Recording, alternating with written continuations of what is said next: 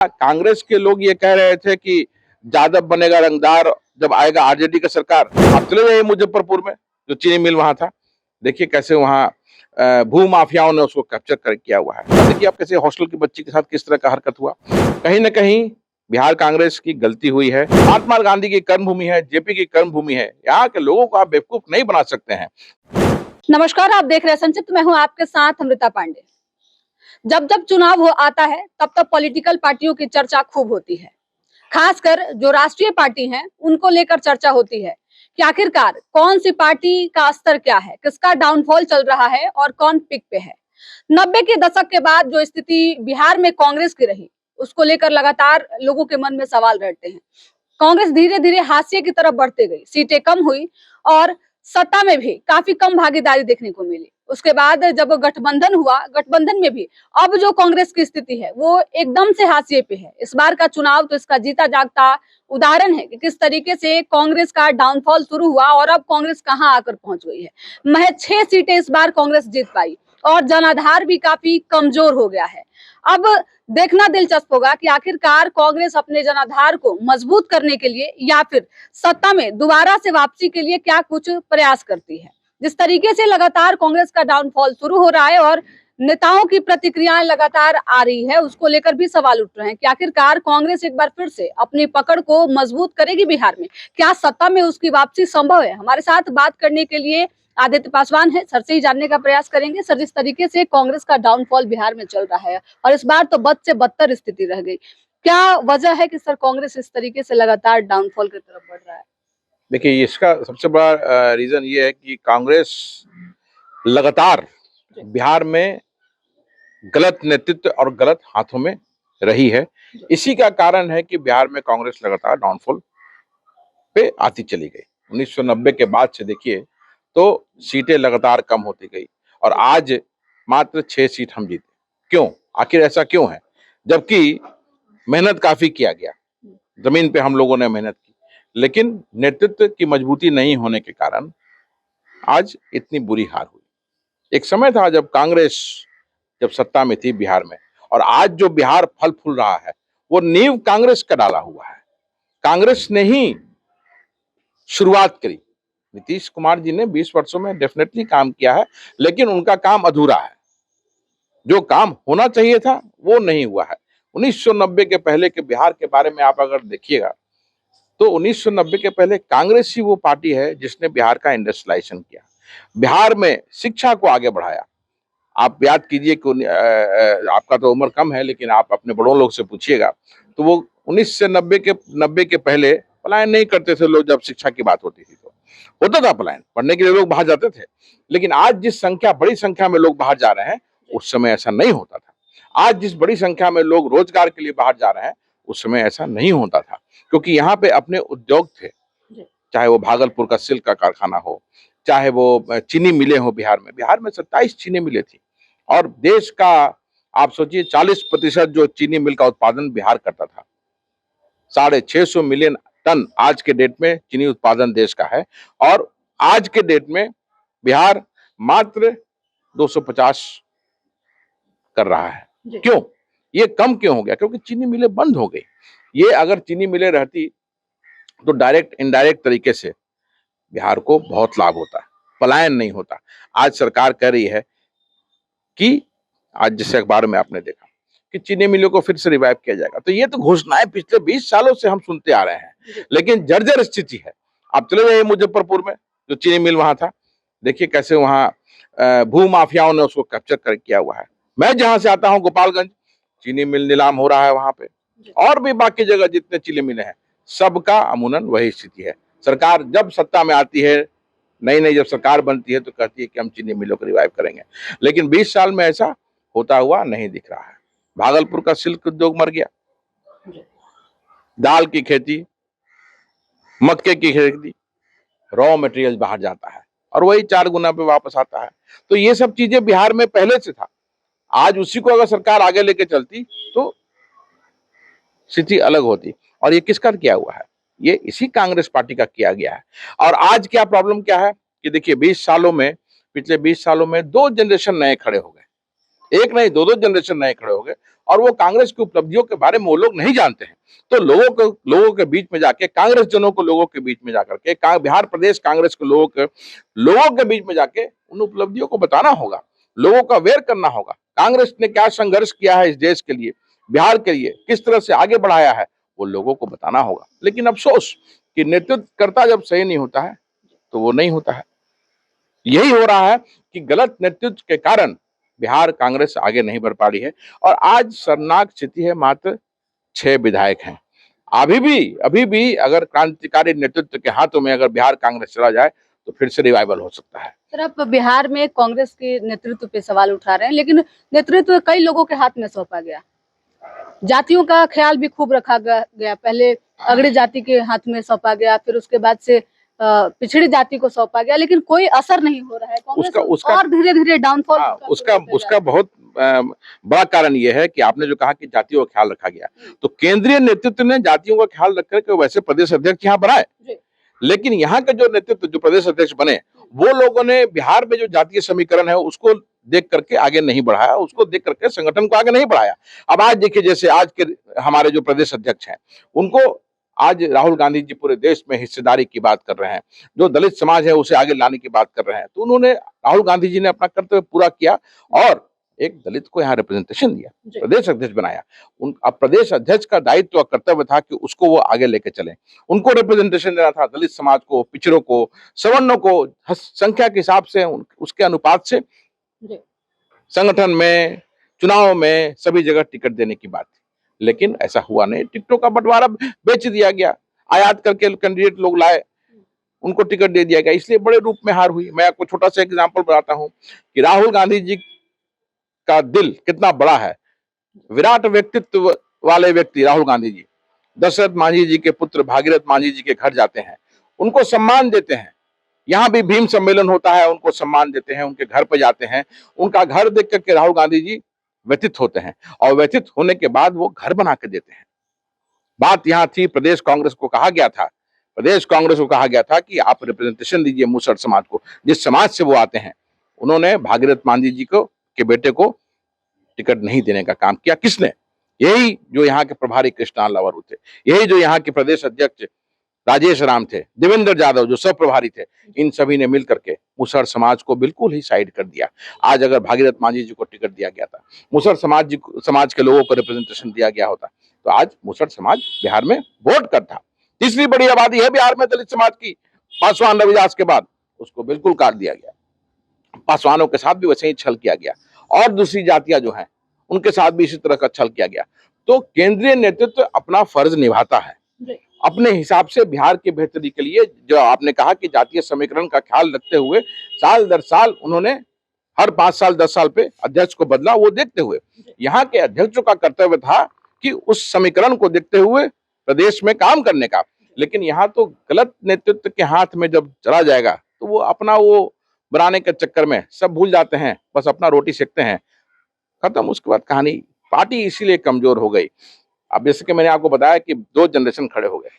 अब आप कांग्रेस के बारे में जान ही नहीं रहे हैं तो आपको मालूम कैसे चलेगा? मालूम किसका? हमारा कर्तव्य है। फिर हमारा कर्तव्य है कि लोगों के बीच में जाएं, गांव में जाएं, सारे प्रखंडों में जाएं, ब्लॉक में जाएं और वहां पे कार्यक्रम के माध्यम से लोगों को नुक्कड़ सभाओं के माध्यम से और अलग तरीके सोशल मीडिया के माध्यम से कांग्रेस का जो अचीवमेंट्स रहा है बिहार में, उसको बताने की जरूरत थी। बिहार की सत्ता श्री कृष्ण बाबू ने संभाली विपरीत परिस्थितियों में, जब बिहार में दुर्गम स्थिति थी, सड़क नहीं था, उस वक्त उन्होंने बिहार को एचईसी लाया, उसमें जो अविभाजित बिहार था, बड़ी संख्या में। उसके बाद वहां बिहार के लोगों को रोजगार मिला। बरौनी का कारखाना किसने लाया? कांग्रेस ने लाया। तो बहुत सारी चीजें थी, जूट की मिलें यहाँ थी, पेपर मिल यहाँ थी, सब बंद हो गया, सब बंद हो। लगता है कि जिस तरीके से कांग्रेस मुद्दे उठाती है, इस बार के चुनाव में खासकर देखा गया, एसआईआर का मुद्दा, वोट चोरी का मुद्दा खूब आप लोगों ने उठाया, लेकिन क्या उसका लाभ उस तरीके से मिला कांग्रेस को? ऐसा नहीं लगता है कि जो बेसिक मुद्दे हैं, बिहार की जो जरूरतें हैं, उन मुद्दों को कांग्रेस धीरे धीरे पीछे छोड़ रही है? ये भी कारण है जिसकी वजह से कांग्रेस बिहार में मैं ये बहुत अच्छा सवाल आपका है कि एसआईआर एक मुद्दा हो सकता है, it could be one of the factor. और भी मैं वही कर रहा हूँ ना कि वो एक मुद्दा हो सकता है, लेकिन उसके साथ साथ जो लोगों के जो धरातल के जो मुद्दे थे, जी। रोजगार, पलायन, लॉ एंड ऑर्डर, बिहार में जो आज बहुत बुरी स्थिति है लॉ एंड ऑर्डर की, जो महिलाओं बच्चियों के साथ, देखिए आप कैसे हॉस्टल की बच्ची के साथ किस तरह का हरकत हुआ। तो इस तरह की हरकतें बिहार में पूरी हो रही, लगातार हो रही है। आप मुजफ्फरपुर बालिका गृह कांड देखिए, उसी का पुनरावृत्ति है ना। आज वो कह रहा है कि सेक्स रैकेट का संचालक था वो, आज ये आ रहा है।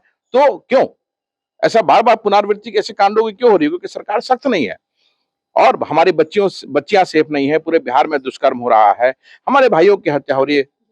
किसी भी जाति, ऐसा कुछ नहीं है कि कुछ एक पर्टिकुलर जाति, सारी जातियों के साथ ऐसा हो रहा है कि हत्याएं हो रही हैं, शोषण हो रहा है, अत्याचार हो रहा है, दुष्कर्म हो रहा है और सरकार जो है उसको उस पर ध्यान नहीं दे रही है। एसआईआर, इन सब मुद्दों को प्रमुखता से उठाने की जरूरत थी। जो लगता है, मुझे लगता है कहीं पे वो बिहार का नेतृत्व जो था वो फेल कर गया इसमें। एसआईआर एक मुद्दा है डेफिनेटली। आप देखिए जीतन राम मांझी जी ने भी इसकी पुष्टि की है कि वोट की चोरी होती है, सिस्टम के कारण, सिस्टम में चोरी कर करके विधायक बनाए जाते हैं। और एसआईआर का तो आप पूरे देश में देख रहे हैं किस तरह से नेवी के उच्च अधिकारी है, उनको अपना आइडेंटिफिकेशन देना पड़ा कि भाई मैं सही में हूं। तो इस तरह से ये एक मुद्दा हो सकता है, लेकिन उसके साथ प्रमुख मुद्दे बिहार के बहुत सारे हैं जो हर किसी के दिल को छूते हैं, हर परिवार के दिल को छूते हैं, हर परिवार को छूता है। गरीब दलित बिहार का जो महिलाएं हैं उसको छूता है। आज देखिए पलायन कितना बड़ा मुद्दा है। हम लगता है कि असफल हुए, उस मुद्दे को ठीक से नहीं उठाए। तभी तो सिर्फ सोशल मीडिया पे मुद्दे उठाने से कुछ नहीं होगा, आपको लोगों के बीच जाना होगा, दिखाना होगा, बताना होगा कि आप हमें मौका दीजिए, हमने करके दिखाया है, फिर करके दिखाएंगे। आज देखिए छात्रों की स्थिति क्या है। पहले यही बिहार जो आईएएस आईपीएस बनाने की फैक्ट्री के रूप में जाना जाता था, 2023 से मात्र उसकी संख्या 28 हो गई। क्यों ऐसा हो गया भाई? बिहार से जहां हर वर्ष 200-300 आईएएस आईपीएस बनते थे। नीतीश सरकार बिहार में शिक्षा की बात करती है, तो बिहार को मैं डेटा पे बात कर रहा हूँ। जी।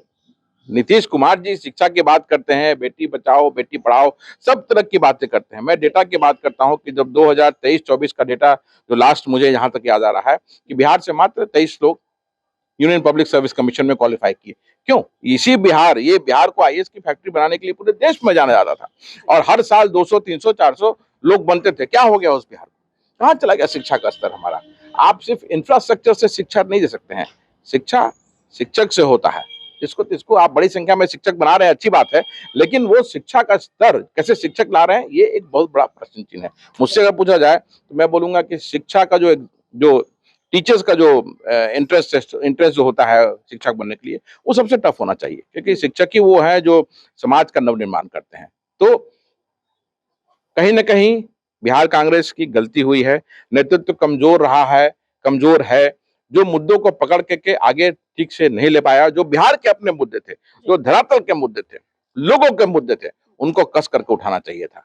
बाकी सरकार ने अपना काम किया। कोई भी पार्टी जब चुनाव लड़ती है तो वो तो लोभ देगा ही, वो 10,000 देगा, 20,000 देगा, आपको नहीं, उससे मतलब नहीं है। आपको मतलब है क्या कि आप जमीन पे जाकर के जो जनता के मुद्दे हैं, जो गरीब दलित शोषित महिलाओं के जो मुद्दे हैं, छात्रों का जो मुद्दा है, औद्योगिकरण का जो मुद्दा है, अगर उसको आप बढ़िया से नहीं उठाइएगा, लोगों को विश्वास नहीं दिलाइएगा, लोगों को विश्वास नहीं दीजिएगा कि हमने पहले करके दिखाया और हम फिर कर सकते हैं, तो वो आपको वोट नहीं देंगे। और यही हुआ। चुनाव में सर राहुल गांधी काफी एक्टिव रहे बिहार में, लगातार एसआईआर का मुद्दा उठाते रहे और काफी चर्चा में भी रहे। उनकी बातों का असर भी लोगों पे खूब हुआ। लेकिन क्या लगता है कि कांग्रेस के जो और बाकी नेता रहे, क्या अपने बातों का जो है वो सही तरीके से लोगों तक बातों को अपने पहुंचाने नहीं पाए?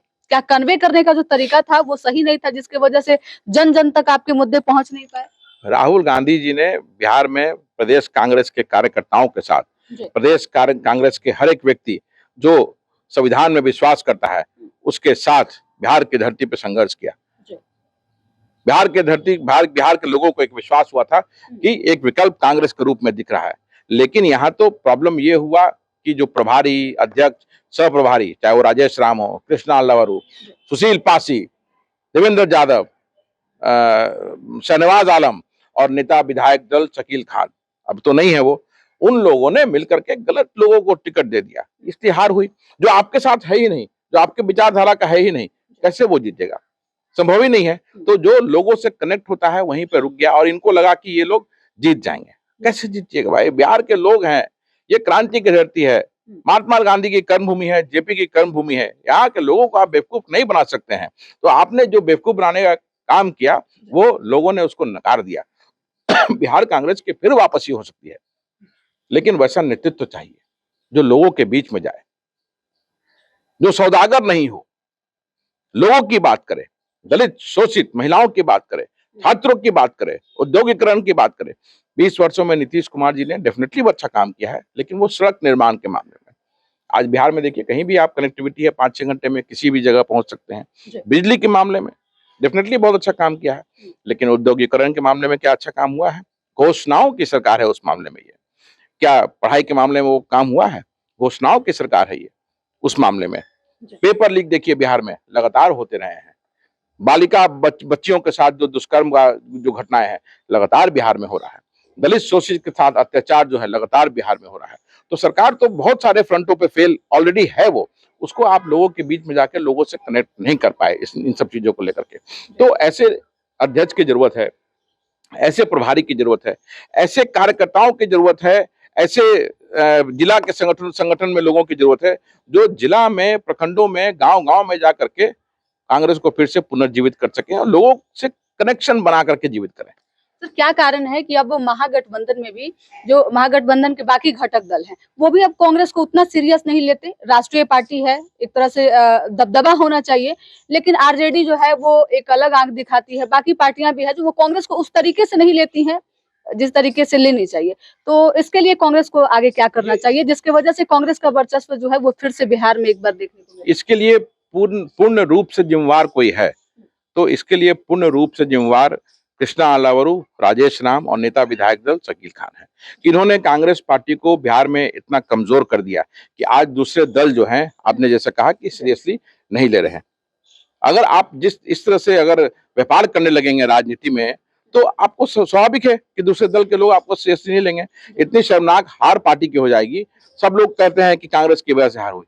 ऐसे क्यों कांग्रेस की वजह से हार होगी भाई? गलत बात है ये। लेकिन ऐसा परिस्थिति इन लोगों ने पैदा किया कि लोगों का बात निकल के ऐसा आ रहा है। तो इन लोगों को अगर जब बिहार कांग्रेस में जब तक ये लोग रहेंगे, जब तक इन लोगों को दरकिनार नहीं किया जाएगा, बिहार कांग्रेस का पुनर्जीवित होना संभव नहीं है। जबकि पुनर्जीवित बड़ी आसानी से हो सकता है क्योंकि कार्यकर्ता और पूरा बिहार, देखिए पूरे बिहार के लोग आज की सरकार से परेशान है। सच्चाई यही है।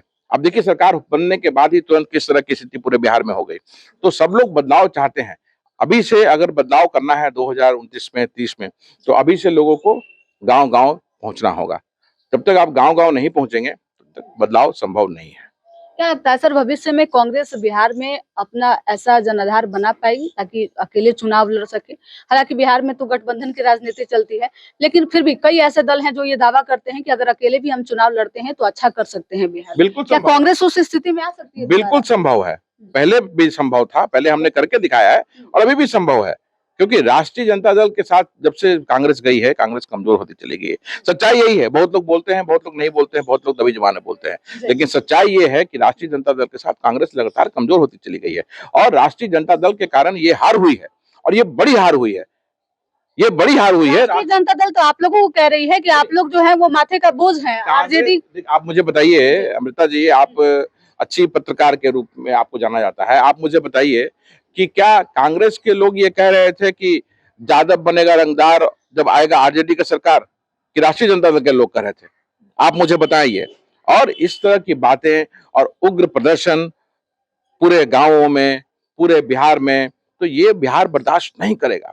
बिहार एकजुट हो गया इनका उग्र प्रदर्शन देख करके, क्योंकि जंगल राज जिसकी बात भारतीय जनता पार्टी हमेशा करती है, वो उस राज को लोग याद करते हैं, उस राज को लोग याद करते हैं और उस राज की याद इनके उग्र समर्थकों ने दिलाने का काम किया। इसलिए बिहार ने वोट कर दिया इनके खिलाफ और यही कारण बड़ा हार का। अब वो अपनी गलती को छुपाने के लिए कांग्रेस पर ठिकरा फोड़ते हैं, तो ये तो चलेगा नहीं ना।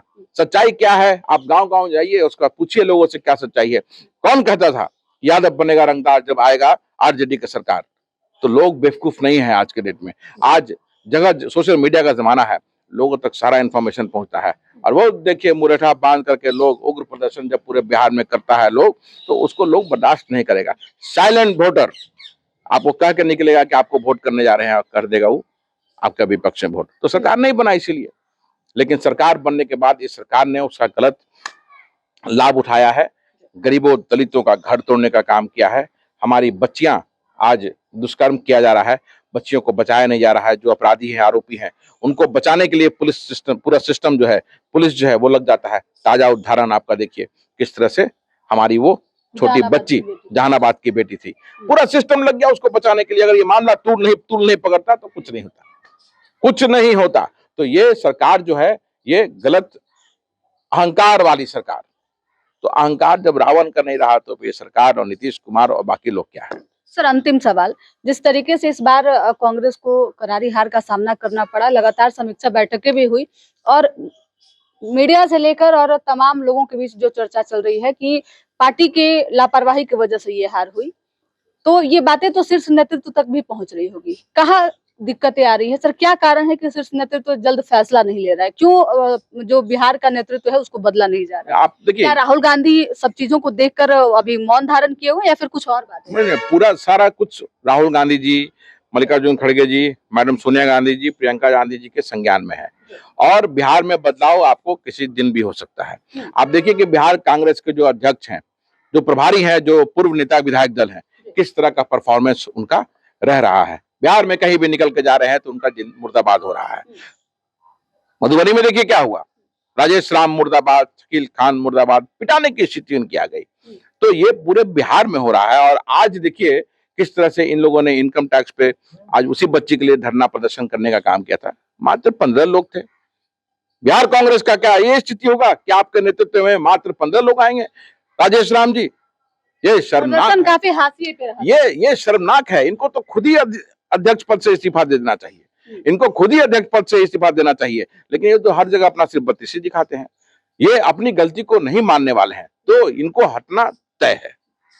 चलिए देखिए, वो कांग्रेस नेतृत्व बिहार में जल्द ही बड़ा बदलाव कर सकती है। जिस तरीके से लगातार कांग्रेस का डाउनफॉल बिहार में देखने को मिल रहा है, लगातार सीटें कम हो रही है और सीट कम होने के बाद जो है वो अब कांग्रेस अब इस स्थिति में आ गई है कि अपने जनाधार को भी बचा नहीं पा रही। अगर 6 से कम सीटें आती तो सोचिए पार्टी को भी बचाना मुश्किल होता। जिस तरीके से जो पार्टी का रजिस्ट्रेशन होता है उसके भी कुछ क्राइटेरिया होता है जिसको फुलफिल करना होता है, तो उसको भी कांग्रेस पूरी नहीं कर पाती।